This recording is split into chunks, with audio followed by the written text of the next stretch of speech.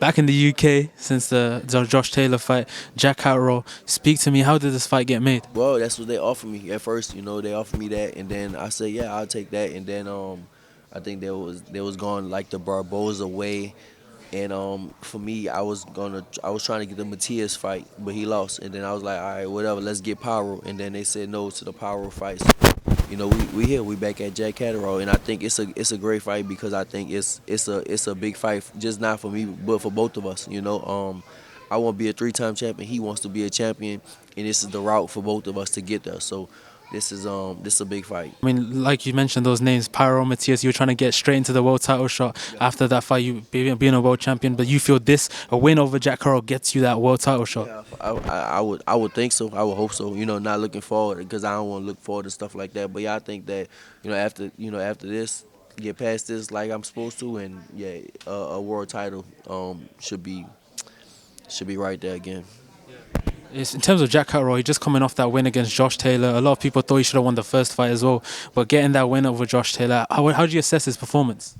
I feel like, man, they just kind of owed them. It really was a close. The second fight was a closer fight than the first one.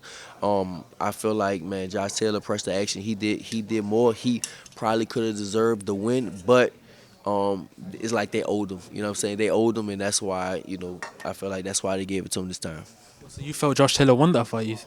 Could have went that way. I mean, it was a close fight, but I think it was closer than the last time. You know what I'm saying? But they gave the last one to him, so it's like they had to give it to Jack this time. Coming off a loss, you've come off a loss before and won a world title straight away. I mean, after 2, 3 fights, you're used to it. Talk to me. What have you learned since that loss? I mean, it's the same thing as the first time. You just go back to the drawing board and just rebuild and do things that you didn't do before. That's all. And I told everybody else that interviewed me, man, it's just like I just got to get back to being me. That's all. Like for me, it's more mental than anything. So yeah, physically, I know I'm gifted. I got a lot of tools. I'm strong. I'm fast. I hit hard, and I have a hell of a chin. But it's just about being the mental side for me, and then I be me, man. Nobody mess with me. Yeah, the mental side. How have you improved that then? Obviously, you can do a lot training, physicality, get in the gym every day. How do you train your mental? Just talking to different people and reading and stuff like that. That's kind of what I've been doing. Yeah. In terms of the 140 landscape, like you mentioned, you alluded to Matias losing, Liam Paro's champion now, Devin Haney's champion in recess. What do you make of it, or what do you make of all the champions changing? Yeah, it's crazy. I mean, the thing at boxing, bro. Like every time somebody fights in this division, the cards get shuffled up more and more. So, now, I mean, for me, I just can't. The thing is, you can't have a plan in boxing. You know what I'm saying? You just gotta just go out there and do what you gotta do because I had a plan. Like I said, I had a plan on fighting Matias, and that's scrap now. So for the belt, so now I just gotta worry about Jack, and that's it.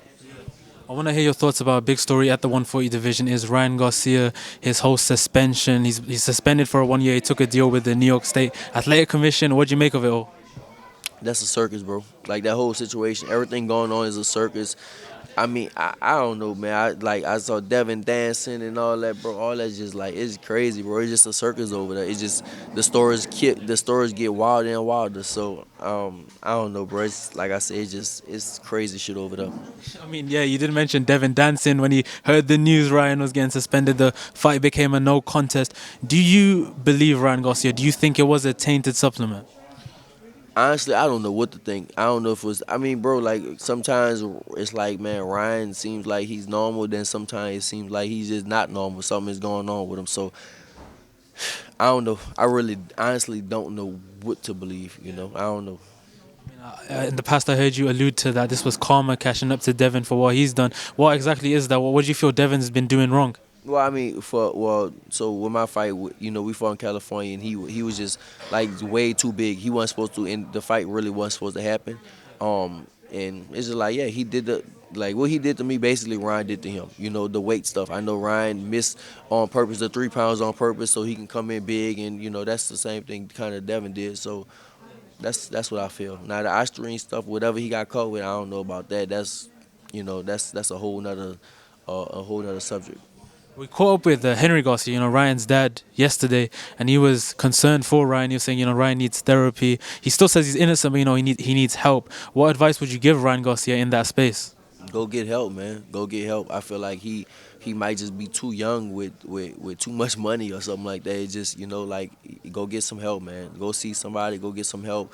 He need to do something because if not, he gonna kind of self destruct. Yeah. Now, after the fight, Devin was like, "I'm not gonna give this guy a rematch. He's wronged me. He doesn't deserve it." Talking about Ryan. Now he's saying he wants that rematch against Ryan. Do you feel the rematch does go any differently? Mm, I can't see it right now. I think it'll kind of be the same thing. Maybe a little different, but I mean, it's just, I mean, he beat him so bad that it's. I don't know. I don't think that. I don't see it being that much different, but we'll see, man. I don't know what'll happen. Yeah. I mean, if you were to favor one, do you expect Ryan to beat him again? Yeah, for sure. I think that if I favor somebody, I think that Ryan will beat him again, but maybe just not that same way. But I think that Ryan will beat him again. Yeah. And just another guy at 140, Teofimo Lopez, probably I think he's the only champion that's state champion in the division for a long period of time since he won against Josh Taylor. What do you make of his performance? Did you get a chance to see it against Steve Claggett? I didn't watch it. No, I didn't watch it. I just heard that he looked like shit. That's the main thing. Yeah, I heard he looked bad. He didn't look good. But no, I didn't. I didn't watch the fight. But is that, one of the potential, I mean, you mentioned Paro and Matias, you still want Whoever Teo? got a belt, bro. For me, whoever got a belt, I don't discriminate against names. Whoever got the belt, that's who I'll go for. Yeah. Do you want that? I mean, before in the past you mentioned a rematch against Josh Taylor. Do you still want that rematch and against Devin Haney as well, kind of avenge those losses?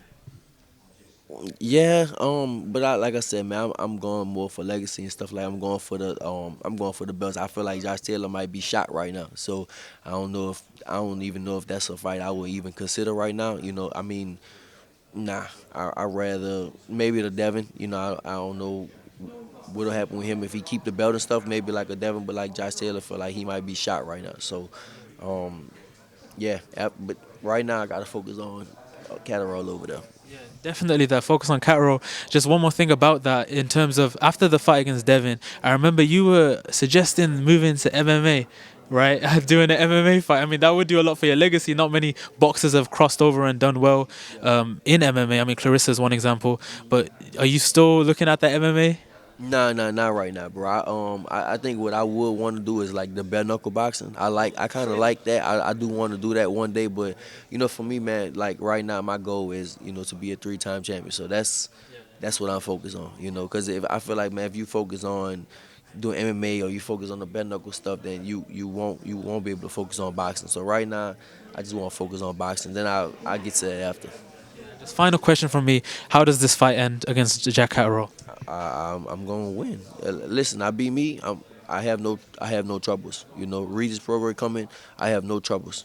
That's all. Thanks for your time, Regis.